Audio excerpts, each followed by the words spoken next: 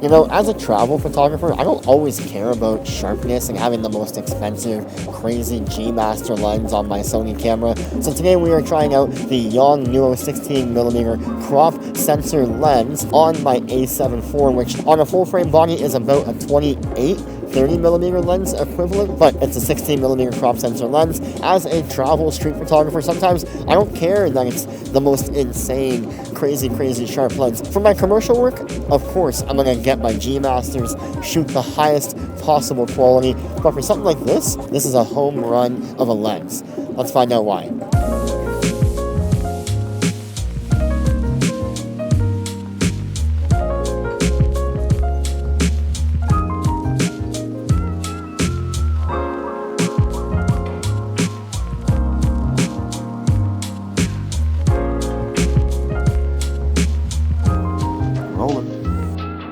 I am spending a couple months in Lisbon, Portugal, and I figured this was the perfect time to test out this lens. Now yes, Yongnuo sent me this lens to review, but no money changed hands, so this review is completely my honest opinion. And also this review is not going to be too technical, because I'm not a technical guy, but it'll be more about how this lens fits into the ecosystem of my whole camera kit. This is the Yongnuo 16mm f2.8 APS-C lens for Sony E-mount. On my full-frame Sony A7IV, that works out to be about a 24mm equivalent on the full-frame sensor. Now, right off the bat, the obvious selling point of this lens is the price. It's priced at $288 USD, or up where I'm from, about 430 bucks Canadian. Now, I brought this lens over to Lisbon, Portugal while I'm traveling here because I think it's the perfect travel lens. In fact, I think most of the Yongnuo lenses that they sell for Sony E-mount are perfect for travel for a couple of reasons. Number one, they're really small and lightweight, meaning that when you're carrying them around all day, walking around town, exploring, seeing what the city has to offer that you're in,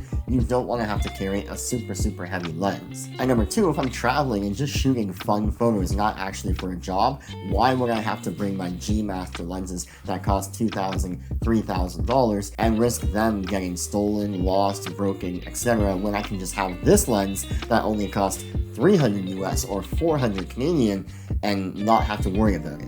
Overall, as you can see in a lot of these picture examples, the pictures look awesome. All the images were edited in Lightroom, so they're not raw straight out of camera, but they're kind of how I would usually edit my travel photos, especially if I'm just shooting day-to-day, very casual stuff. Now, if you really pixel peep, yes, you're going to see that the images don't have the same level of sharpness that a lens like a G Master would, or even more nuanced things that more expensive lenses take care of, like chromatic aberration. Again, it's really what this lens is for. It's a $400 lens. You're not going to expect to be shooting commercial work with it. But could you shoot actual paid work with it?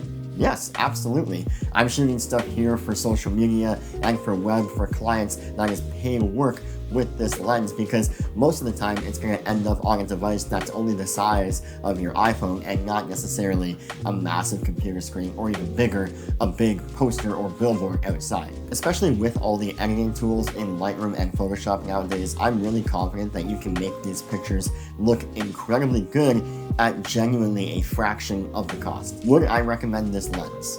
Yes, absolutely, because, like I said, if you're someone looking for a travel, everyday, run-and-gun style lens, this lens is light, it performs well, and is inexpensive, so you don't need to worry about if it gets lost, stolen, or broken. When would I not recommend this lens? If you're planning on using this lens for really high-end commercial work, or on a camera that has 50, 60, 100 megapixels where the camera would benefit from a higher quality lens, then maybe steer towards those higher quality lenses, because you want to be able to do the camera or that job justice. For example, very recently I was shooting at a luxury hotel in downtown Toronto, and I was shooting on a camera that has 63 megapixels, the Sony A7IV, and so when I'm using that camera, I don't want to be using a budget lens. So what did I do? I rented the Sony 85mm G Master and the Sony 50mm G Master to make sure that my lens would match the quality of my camera body. That being said, if you're someone like me who has a daily driver camera like the A7IV,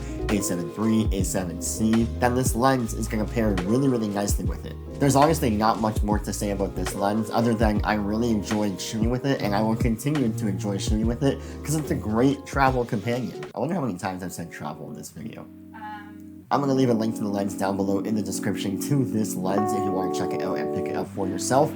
But until next time, I'll catch you guys in the next one. Peace.